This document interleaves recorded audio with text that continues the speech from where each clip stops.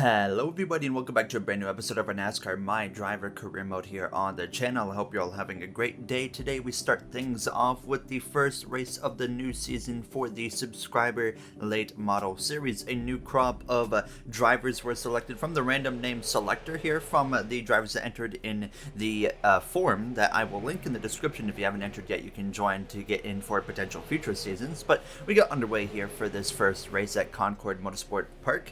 We do have some returning drivers as well, like content creator Frozen Toes 24, some members, and of course RJ Bishop, Eddie Shearer, as well as MJ Seals, as they will be moving up probably in the next season or so in this My Driver career mode here. But 15 laps around Concord, you can see if you're in here, you'll be able to see your name right now, or potentially in the race results there, as we had Connor Jacklin out in front leading the way in these opening moments of this season, and it would remain like that pretty much throughout the whole race here. Now, as Eddie Shearer moved up into second place there in that number 94 late model, but couldn't quite do anything from that point on. He got the second kind of stabilized right there, as it was Connor Jacklin who would come through leading the way on this final lap through turn 1 and 2. You can see Eddie getting closer and closer, just not close enough here now, as it would sure enough be Connor Jacklin leading the way in through turn 3 and 4 for the final time. He will win the first race on the season over Shearer in second place there, Jason Smith in P3,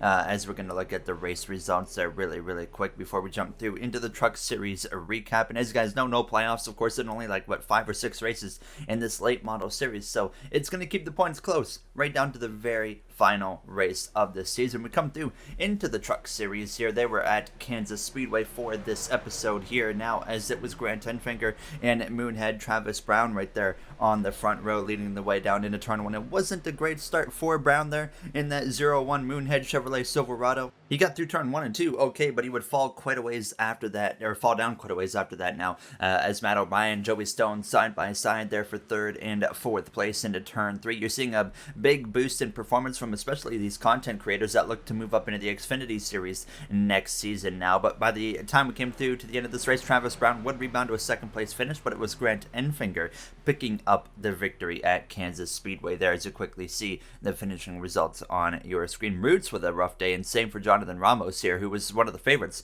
coming into this season. But now we come through into my stuff here in the Xfinity Series at Chicagoland Speedway, where we start things off for 50 laps around this mile and a half here. Stage 1, 10 laps here, and then of course stage 2 will come to a close at about lap 22-23 area now, as we get underway. Justin Allgaier, Sheldon Creed out in front now, as oh my goodness, a bunch of cars into the outside wall here, and Jay Cook, one of the championship contenders, has got a bunch of damage, and same to our other colleague teammate of Landon Castle in the number 4. So two of our colleague teammates have issues, and it looked like there was a glitch with the AI at Chicagoland that we found out on starts and restarts. The AI like to, if they're starting on the outside, just basically drive themselves into the outside wall. The 90 car, he had too much damage to continue. The 18 of Daniel Hemrick was limping around the track, so all of a sudden a bunch of implications for a bunch of drivers competing for the championship, and well, here I am all of a sudden in the 4th position, and I realized, well, this is an opportunity right here to gain some significant points in Chicagoland, coming off of what has been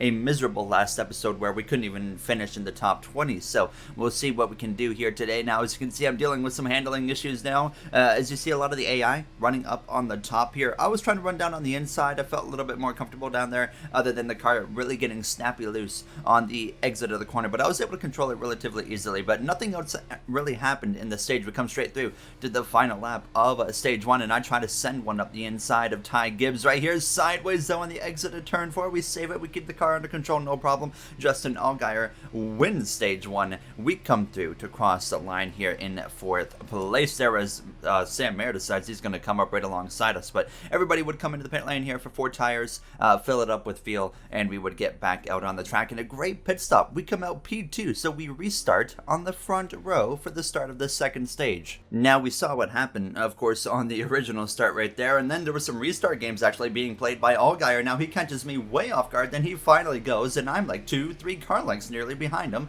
as we cross the start-finish line here. Now, as you're going to notice, Michael Cozy Jr. and everybody on the outside again, into the outside wall, and there's because of one of Josh Berry. He's going to go up on his side.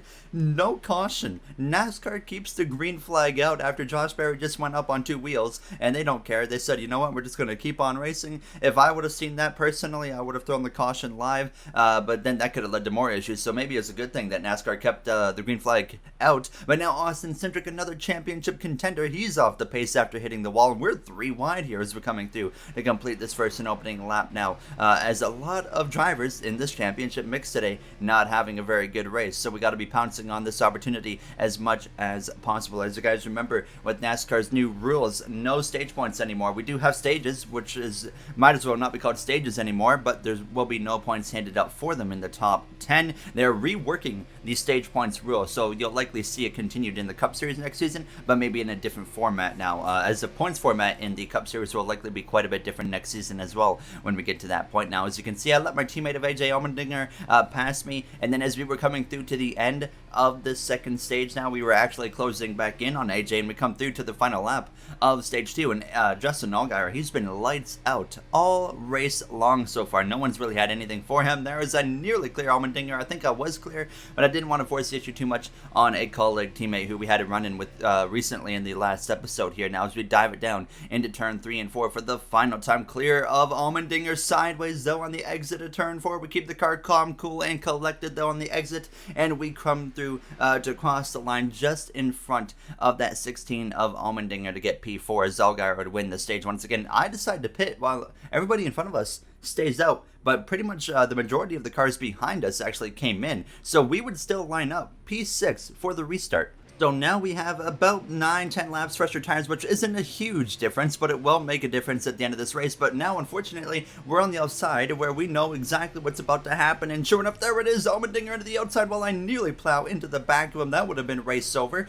but we missed him by probably a couple of centimeters, thank goodness. And now we're behind that 0 there, Jeffrey Earnhardt. We're going to try and look to the outside of him here as we go down this back straightaway. But once again, more drivers having issues on that outside line, and I think I'll keep this in mind for next season, and we definitely don't think we can go to Chicagoland on the Cup Series schedule here in the future now as we come through at a turn 4. So we gained a spot on Jeffrey Earnhardt, and then we start making work here on Riley Herbst. Now I look behind me and I see Ty Gibbs is following us, so he is also on fresh tires, so we got to be aware of him because we're not getting a freebie potential victory right here. We're going to actually have to battle Ty Gibbs and other drivers as well before this race comes to a close now, as we're going to sail it off into turn 1. The lights have come on here in Chicagoland. We're going to clear Riley Herbst, move up into P3, but it wasn't long until Ty Gibbs was all over my back bumper and he was up my inside on the exit of turn 4. And at this point in time, we still have 19 coming to 18 laps to go, and I wasn't trying to push the issue too much here, so I gave Ty an easy time here, and I decided, you know what, I'm going to follow you instead. And he would pass Sam Mayer, and this is when I'm like, okay, now it's time to get a move on with it here and try to get past that 8 of Sam Mayer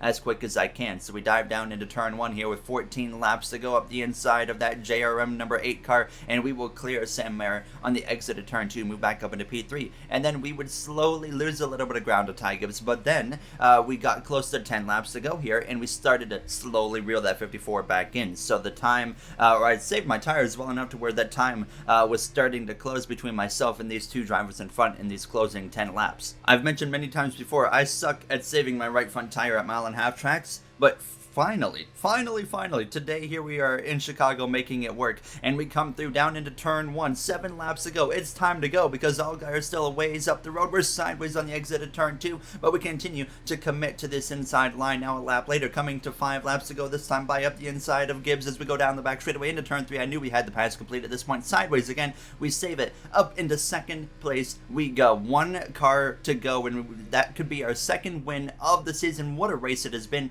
Probably our best race of the season other than Martinsville, of course, here where we got our first win on the season in our first full-time season here in the Xfinity Series. The 3 laps to go, continuing to slowly but surely reel in that 7 car of Allgaier, still dealing with that ill-handling car on the inside line, but we exit turn 4, coming to 2 laps to go, and now we're within about 2 car lengths of Allgaier out of turn 2, down the back straightaway, approaching the final lap. We get even closer, and it's going to come right down to the wire up the inside into turn 3 and 4, coming to the final lap in Chicagoland Speedway. No pressure from behind. We've both driven away from Ty Gibbs at this point here as we come through to start this final lap here, and Allgaier has been dominant all night long here as we try to steal the win on this final lap down into turn 1 up the inside here. We're gonna have to make sure we are at least within a car length as we go down into turn 3. Not the drive off I needed there. Sideways again. Allgaier clear down the back straightaway. We get one final shot here as we are going to just sail it off into turn 3. Allgaier continues to run the top where he's most confident. I take it to the inside. We're sideways. We keep it going though. We slide up the track. It's going to be side by side out of turn 4. Who's going to get here first? Side by side to the line. Some contact. It's a photo finish. I don't even know who won. We cross the line. The timing says